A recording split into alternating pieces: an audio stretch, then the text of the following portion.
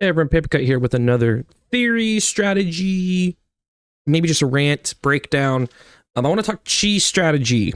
AOE 4 focus, but I think you can kind of talk about this within any sort of strategy game.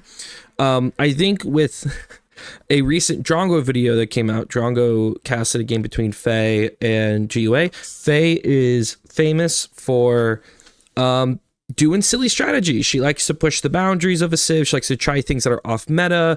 She likes to really see what she can like push with the civ in like one aspect of it, or she just tries to do things that people don't expect. That's what she enjoys doing. So she's both interesting to watch for that, and then also if the thing she does catches on, people get frustrated, or if she introduces something that people can copy easily, it becomes a whole thing. So I could already see in this video, she is House of Lancaster, she plays GUA, who was on HRE, and she does the English villager rush, 5 villager rush, but the difference is instead of it just being a thing where she longbows his villagers away, or shortbows his villagers away, and then takes his gold, since she's House of Lancaster, she drops the Castle Lancaster right next to GUA's base, and that leads to a whole game where GUA actually takes it all the way to Imp, but in the end, she's able to win, and GUA just kind of felt behind the entire game.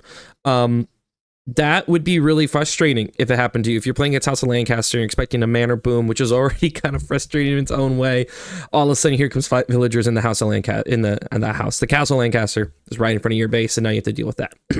I think people would call that a cheese strategy. And so this was something that I was thinking about even before this, about how often I see people talk about cheese strats, how frustrated they get by it. And I started to have kind of this debate within my own mind. And then I talked to some other people who play the game, and just talk about what is cheese, why does it affect people so much, what's my opinion on things like that.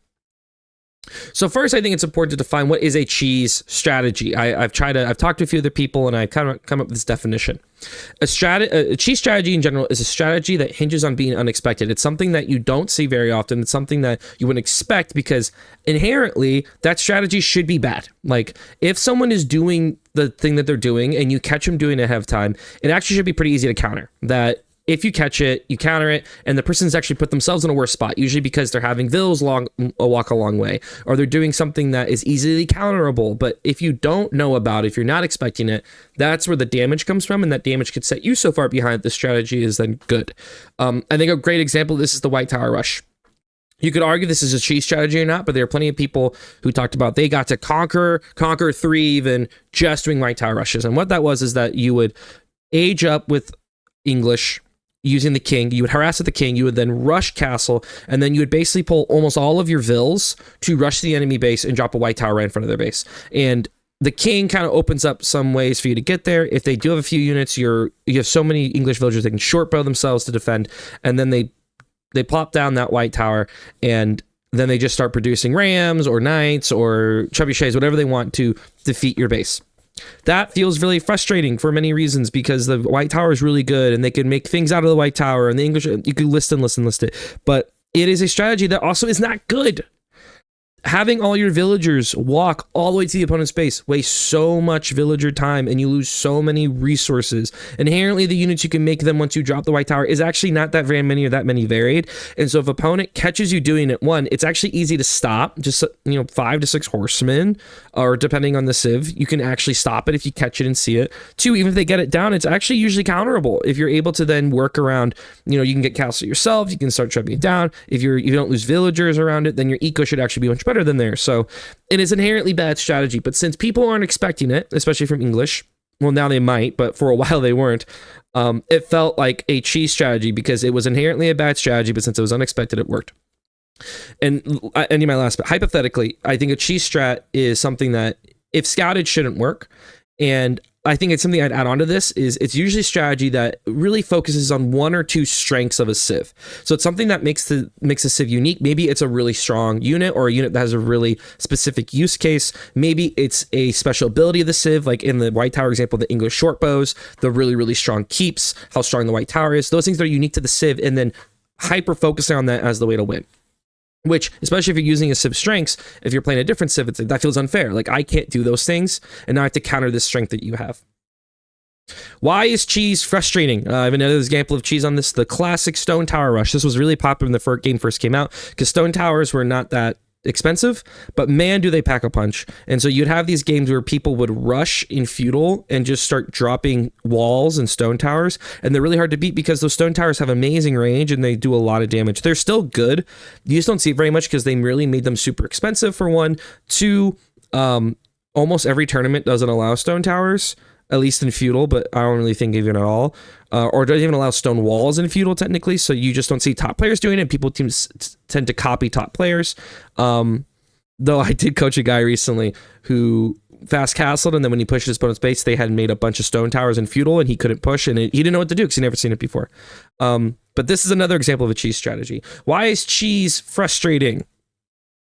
I think part of it is that we have a mental expectation when we play the game that you're both playing within the like unspoken rules of the game, that there are good ways to play versus bad ways to play, and the good ways to play are the ways that we've seen played, and that makes sense for your civ.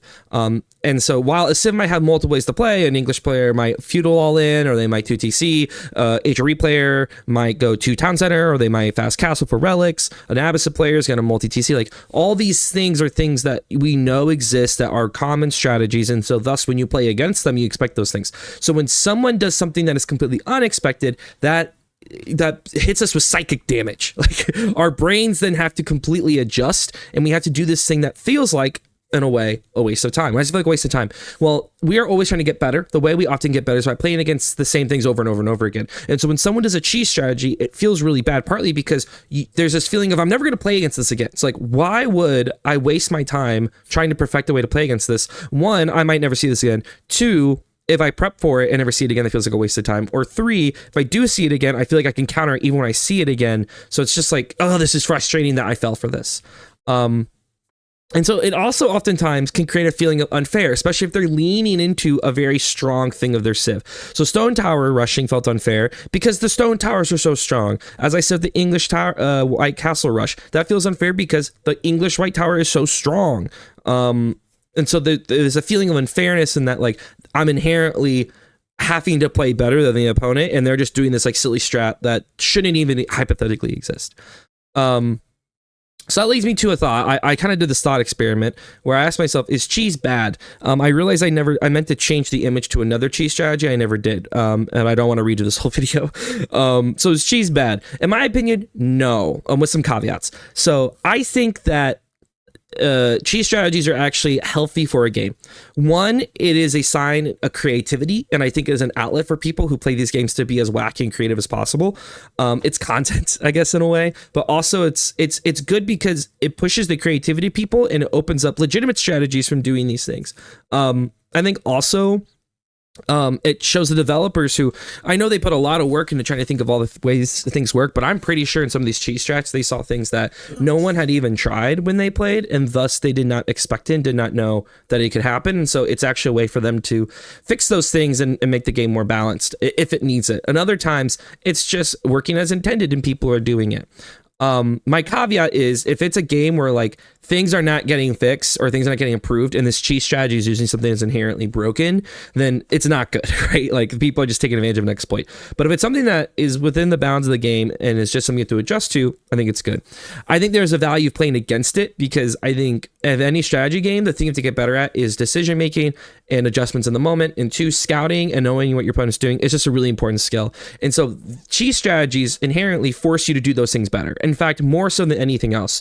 The fact that you need to scout it, see it, and then learn how to react to it in the moment is valuable things to work on. So even if it's not something you'll see a lot, the act of practicing those skills is valuable.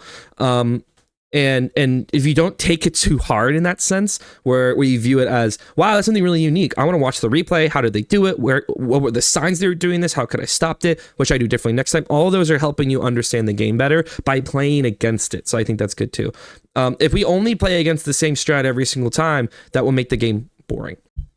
Lastly, there's the value of learning it yourself. I think learning to do cheese strats of your civ, one, it makes you play in a really creative way. Two, it makes you think about your civ differently. And if you try to create some of your own, you learn how the game functions better. You learn all these ways and tricks that you can get yourself out of different situations because you actually know the true bounds of your civ in the game itself. And so I think it's worthwhile to try these things, see how they work, see why they don't work. I've tried things myself that were wacky in the moment. They worked, and I was like, wow, I literally learned something. I remember the first time, like when I was Order the Dragon for a while, I was really struggling against ABBA 2TC, and then I was like, F it, I'm gonna open by just dropping a barracks literally right next to their base, and just pumping men at arms. Inherently kind of cheesy. The idea that you would build a production building right next to your opponent's base from the jump of the game is just something unexpected.